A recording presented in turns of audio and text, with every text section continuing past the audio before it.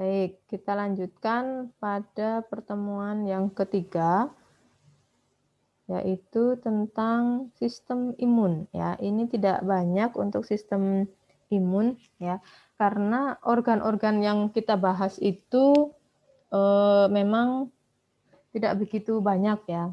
Nah, tidak terlalu banyak untuk imun ini. Hanya beberapa organ ini ya, organ-organ yang termasuk di dalam imun atau yang berperan di Eee, imunitas ya atau kekebalan tubuh atau pertahanan tubuh dan sejenisnya lah ya. Nah ini, intinya adalah ini proses, eee, tubuh dalam menyikapi segala bentuk virus, kemudian, apa namanya, racun, kemudian zat kimia gitulah. Nah ini yang bekerja adalah si sistem imun ini ya atau sistem pertahanan tubuh. Jadi apakah si si imun ini akan, tetap bisa bertahan, artinya kalau kita karena kan, apa namanya, yang penyebab-penyebab kita sakit itu ya kayak virus, bakteri dan sebagainya, jamur itu kan selalu ada di lingkungan kita. Nah, eee untuk membedakannya apakah imun kita baik atau tidak adalah ketika misalnya dalam satu tempat yang sama ya, satu, apa namanya, ada yang datang karenalah sedang flu misalnya, ada 2 orang itu datang sedang flu. Nah, kalau yang satu besoknya tertular flu dan yang satunya tidak tertular. Nah, itu yang bisa kita lihat bahwa yang tertular flu ini adalah yang memang imunnya sedang tidak bagus atau tidak fit atau eee, tidak sehat ya. Nah, kalau atau sedang rendah imunnya. Nah, yang satunya yang tidak tertular sakit itu berarti dia dalam posisi imun yang baik atau sistem pertahanan dirinya itu lebih baik. Nah, itu, kerja dari sistem imun seperti itu. Ya, jadi istilahnya adalah sistem pertahanan tubuh, itu sama halnya itu ya artinya. Nah, organ-organnya apa saja ini ya yang menjadi, menjadi apa ya, sistem imun ini gitu ya. Nah, organnya adalah yang pertama tonsil dan adenoid ya. Itu ada di, tonsil tahu? Amandel. Nah, amandel itu adalah dia bekerja sebagai organ sebagai, sistem imun ya, salah satu sistem imun, bekerjanya adalah me mempertahankan atau apa namanya, eee, menyaring ya, menyaring kuman yang masuk melalui pernafasan ataupun makanan ya, karena posisi posisi tonsil ini adalah ada di dalam tenggorokan ya, atau di sekitar tenggorokan itu di dalamnya ya. Kemudian kalau adenoid ini ada di belakang hidung. Nah, itu di pernafasan. Untuk organ-organ kelenjar, imun ini sebenarnya adalah organ-organ yang tidak begitu fatal, artinya kalaupun kita tidak memiliki organ tersebut ya, ya tidak akan mati gitu ya. Tetapi, resikonya adalah akan lebih sering sakit gitu karena, dia bagian tentara dari tubuh kita gitu ya. Tentaranya tubuh kita adalah imun ini gitu, organ-organnya ada di sini nih, ya. Ini amandel atau tonsil, kemudian adenoid yang di belakang hidung, kemudian turun lagi ke bawah itu ada di, limpa limpa limpa ya, kelenjar limpa ini yang di tenggorokan ya, berdekatan dengan, tadi hormon tiroid, paratiroid gitu ya, itu, akan nyambung dengan imun ini ya, sistem imun. Nah, di situ ya. Kemudian kelenjar timus tadi juga dia sebagai endokrin dan juga sebagai imun ya. Kemudian ada kelenjar limpa yang ada di ketiak ya. Ini fungsinya sama dengan yang di sini. Nah, ini ketiak kanan kiri ya. Kemudian ada spleen ya, itu di bagian dada bawah ya, atas ya. Nah, kemudian ada juga namanya pairs patch ya, itu yang ada di, eee, perut bagian bawah ya. Kemudian ini apendik atau usus buntu ya, usus buntu itu juga, kalau kita dengar ada yang operasi usus buntu gitu ya, itu kalau kan berarti udah nggak punya usus buntu karena nggak ada usus buntunya kan diambil ya. Kalau operasi usus buntu atau appendicitis itu atau appendektomi atau pengambilan apendik ya. Kalau appendicitis adalah apendik yang mengalami infeksi ya atau usus buntu gitu ya atau penyakit usus buntu namanya ya. Organnya namanya apendik gitu atau usus buntu. Nah, ini kalau diambil karena memang sakit atau terjadi infeksi kan berarti sudah rusak ya. Nah, itu memang harus diambil ya sehingga pengambilan organ ini tidak akan berpengaruh ke depannya gitu. Tetapi kalau masih infeksi dibiarkan saja hanya diobati nggak diambil, justru ini yang akan mempengaruhi sistem tubuh yang lain. Ya, infeksi ini nanti akan merambah kemana-mana, bisa ke usus, bisa ke peritoneum, perlengketan usus di mana-mana, jadi menyebar infeksinya. Nah, makanya alternatifnya adalah kalau ada yang mengalami penyakit amandel, penyakit infeksi usus buntu ini juga sebaiknya adalah diambil karena supaya tidak mempengaruhi organ yang lain yang ada di dekatnya gitu ya karena memang secara fungsi tidak begitu fatal untuk pengaruh ke sistem tubuh lainnya ya hanya ini tadi sistem imun saja sebagai sistem imun ya atau pertahanan diri nah gitu sehingga ketika ada penyakit kayak sekarang ini corona gitu ya nah ini sistem imun yang bekerja ya itu tentaranya ini jadi kalau misalnya kita sudah punya amandel jadi resikonya akan lebih tinggi nah gitu maksudnya punya resiko gitu ya dan punya apendik misalnya ya sudah diambil misalnya sudah pernah operasi apendik itu juga akan beresiko nah ini kelenjar-kelenjar atau posisi-posisi yang memang ada sistem imunnya ya ini bone marrow juga ada di pangkal paha ya ini ya tulang paha ya nah itu dia akan menghasilkan limpa-limpa kelenjar limpa. Nah, kelenjar limpa inilah dia yang memang betul-betul sistem pertahanan ya, tetapi dia juga punya kelemahan yang kalau misalnya dia tidak bisa bertahan misalnya terkena kanker gitu ya, ada virus atau ya kanker itu virusnya sudah menyebar. Nah, jalurnya lewat mana? Nah, ini jalurnya melewati nodes atau limpa ya atau kelenjar limfe yang ada di saluran limfe ya saluran limfe yang ada di masing-masingnya ini sebagai jalur untuk proses penularan penyebaran dari penyakit ya jadi sistem limfatik gitu limfatik atau melalui bukan pembuluh darah tapi pembuluh limfa ini di sini ya ini terus ini di sum-sum tulang ya. Itu ada sistem imunnya juga. Ya, ini sistem pertahanan tubuh. Sistem pertahanan tubuh ini jalurnya ya tadi itu ya. Ada yang namanya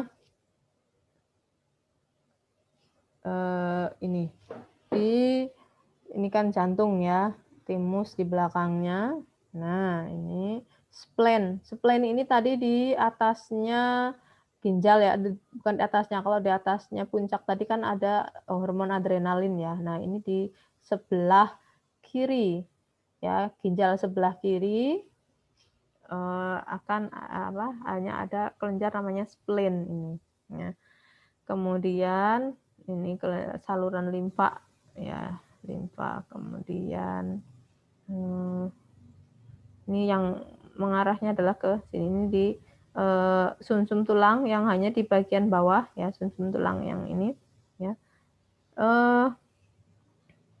untuk ini sistem peredaran darah limfa ya peredaran limfa itu adalah mulai dari dia kapiler limfa juga ada ya jadi dari jantung sama jadi nanti dia akan mengarah ke limfa ya ada yang bagian hasil metabolisme itu yang disalurkan ke limfa atau sistem saluran darah limfa ya kemudian berikutnya Terus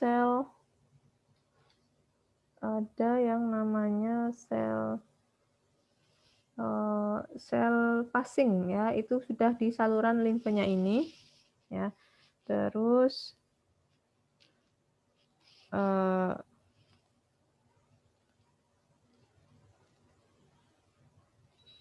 berikutnya adalah bentar.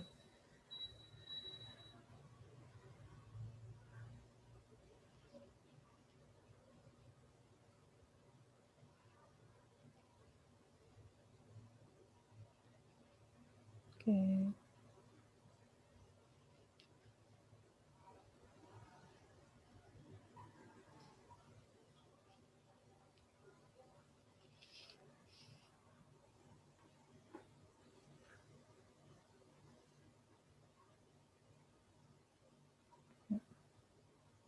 Baik.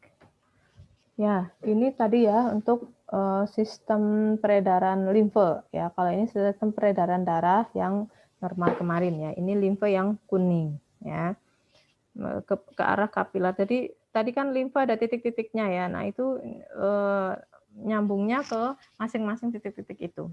Ya, tetap melalui darah tapi dia ada kelenjar limfe. Kalau yang darah kan tetap kepada kelenjar limfe ya. Bukan kelenjar, pembuluh darah ya, ini pembuluh darah. Kemudian kalau limfe itu kelenjar-kelenjar. Nah, kemudian ini kalau pertahanan tubuh yang alami. Itu ada di bagian-bagian lisozim pada air mata, ya itu ada, ya itu yang ada untuk pertahanan tubuh. Lisozim pada mukus dalam hidung, ya itu juga ada. Kemudian pada ludah, ya. Kemudian ini yang daerah atas ya. Kemudian asam lemak dan bakteri alami. Nah, itu berarti itu walaupun dia misalnya untuk pertahanan tubuh itu jenis-jenisnya ini ya, yang alami, yang memang sudah ada gitu. Nah, terus ada lagi mukus dan silia pada saluran udara ini di sini. Silia tahu rambut-rambut getar atau rambut-rambut lembut yang ada di dalam organ itu ya. Kalau mukus itu adalah cairan lendir ya, lendir. Nah, itu. Terus turun ke bawah ada asam pada lambung. Ini juga sebagai pertahanan tubuh yang alami. Jadi misalnya ada makanan yang mungkin ada bakteri yang masih masuk ya ke dalam bersamaan dengan makanan yang dimakan oleh kita yang kurang bersih misalnya ya, untuk pemrosesannya. Nah, itu akan dicerna oleh asam lambung ya, akan dimatikan oleh asam lambung ya. Itu jika dalam jumlah yang sedikit maksudnya ya, itu akan lemah oleh asam lambung, akan diproses di lambung. Begitu juga akan ketemu lisozim pada usus halus nantinya ya. Jadi tadi akan dihalau atau akan diantisipasi, akan tangkis dulu gitu ya. Nah, itu di masing-masing ini tadi pertahanannya adalah yang alami itu tadi ya. Terus yang berikutnya ada bakteri pada usus besar. Ini juga bakteri yang memang sebagai pertahanan tubuh, bukan bakteri yang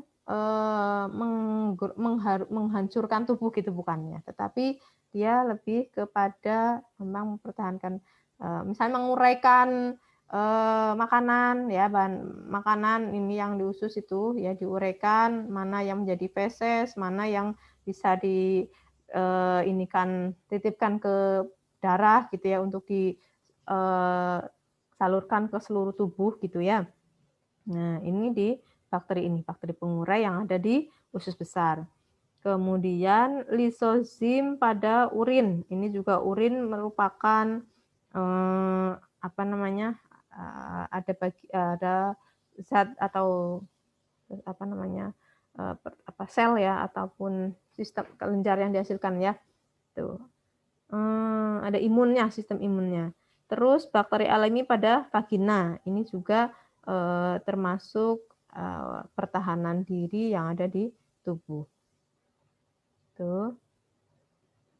Kemudian ini tadi gambar dari adenoid ya.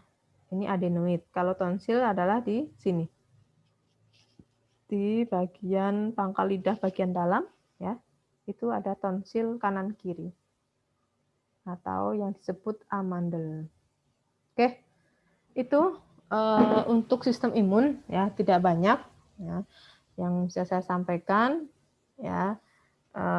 Memang komponen-komponennya hanya organ-organ itu saja ya, dan organ yang terlibat itu pun nggak ada secara sistem untuk dijelaskan, tapi itu lebih ke fisiologi atau fungsi dari masing-masing organ itu gitu. Jadi kalau di anatomi ini kita kan hanya prinsipnya adalah lebih memahami untuk organ-organ tersebut letaknya di mana gitu ya. Nah, secara fungsi itu harusnya kemarin sudah didapatkan. Pastinya sudah lah ya, mudah-mudahan sudah lah ya, karena saya memang tidak memberikan secara informasi fungsi ya, informasi fungsi secara keseluruhan gitu, hanya yang ini saja, yang terikat saja.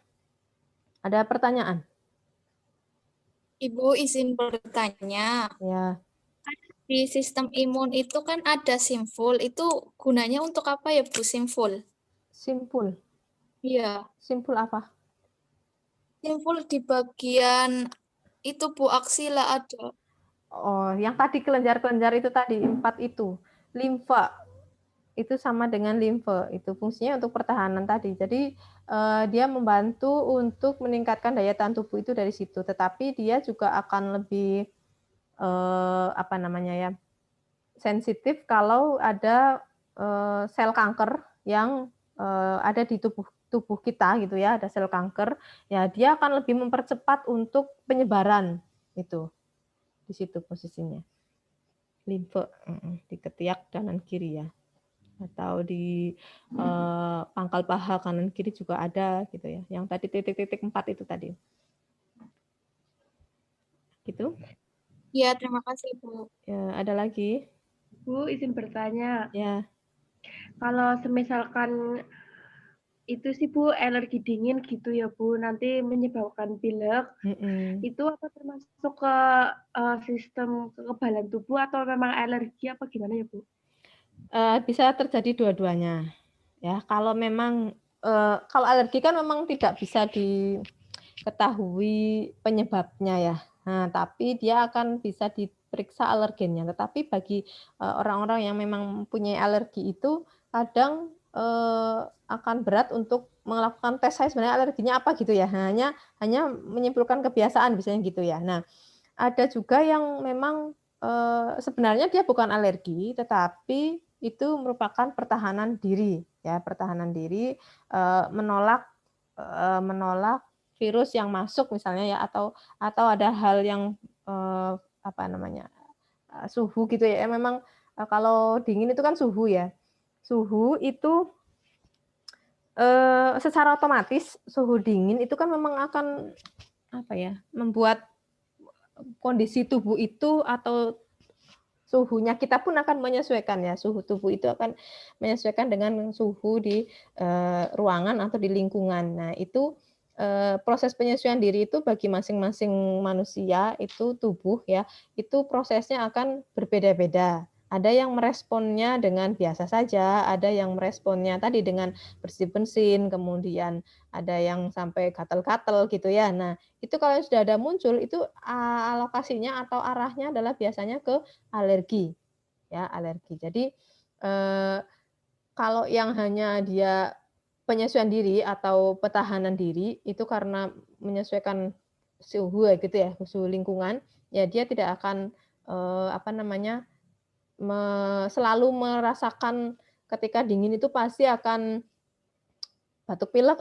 pilek gitu ya, ataupun, apa ya, pilek ya. Nah itu, tidak selalu seperti itu. Tapi kalau misalnya memang alergi, ya setiap kali ada mengalami atau berada di daerah dingin, itu dia akan merasakan seperti itu atau pilek itu berarti alergi. Kalau setiap loh ya, kalau setiap. Nah, itu tapi kalau hanya beberapa saja kejadian ketika berada di dalam suhu yang dingin, kadang kok dia merasakan pilek gitu, kadang juga enggak, itu berarti mungkin masih dalam fase bukan alergi istilahnya, itu proses pertahanan diri untuk lebih bisa coping-nya biar tidak tidak kedinginan gitu ya. Nah, itu disalurkan dari bantuannya adalah ke responnya untuk responnya tubuh atau hidung gitu atau yang lain lah, mungkin ada yang pipis terus gitu ya. Nah, itu juga bagian dari respon gitu. Itu seperti itu. Baik Ibu, terima kasih. Ya, sama-sama. Ada lagi yang lain?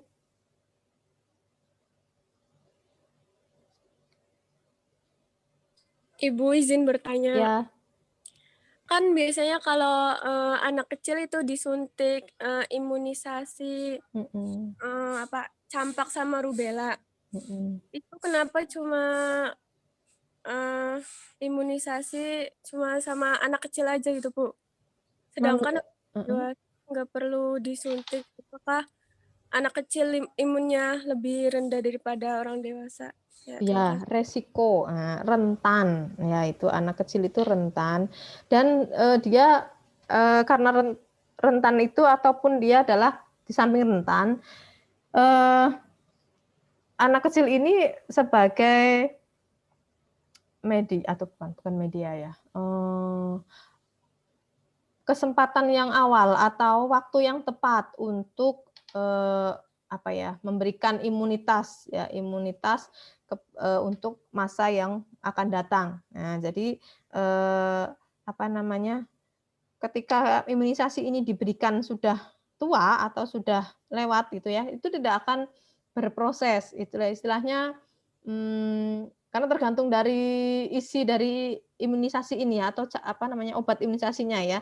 Kalau yang memang jenisnya rubella, kemudian ada imunisasi dasar tadi ada TBC dan sebagainya itu memang lebih tepat jika diberikan saat si tubuh itu masih usia kecil atau masih bayi balita. Nah, beda lagi dengan yang kalau imunisasi yang sekarang yang beredar ya, corona ya, itu imunisasinya memang hanya dikhususkan kepada usia yang sudah dewasa. Lansia pun tidak diberikan. Kalau ini sebenarnya sih boleh ya diberikan, cuma hanya unsur secara resiko itu kan sebenarnya tidak ada gitu ya. Bagi si lansia ini harapan dihubungkan dengan usia harapan hidup gitu. Tapi aslinya mungkin lansia pun bisa untuk menerima imunisasi ini gitu. Nah, tapi kalau yang jenis imunisasi yang kayak tadi rubella, kemudian campak itu memang lebih tepat jika diberikan pada usia yang masih balita. Itu seperti itu. Tergantung dari kandungan isi obat imunisasinya, itu disesuaikannya dengan itu. Terima kasih, Bu. Ya, sama-sama. Ada lagi?